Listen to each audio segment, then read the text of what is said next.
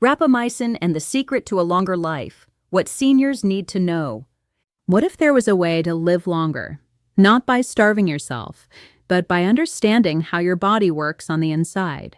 Scientists are buzzing about rapamycin, a drug that may offer the same longevity benefits as extreme dieting without the diet. It works by calming a part of the body called the mTOR pathway, which affects aging. When this pathway is slowed down, the body may repair itself better, reduce inflammation, and age more slowly. Now, I'm not saying you should go out and ask your doctor for it, not yet.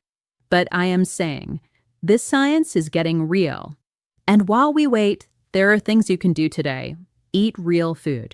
Move gently. Sleep well. Try fasting for 12 to 14 hours a day.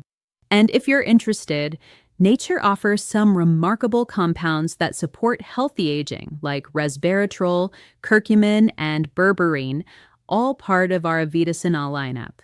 This isn't about magic pills. It's about knowledge, empowerment, and staying in the game. Let's grow wiser, not just older. Go to AvidaSana.com to order your health supplements today.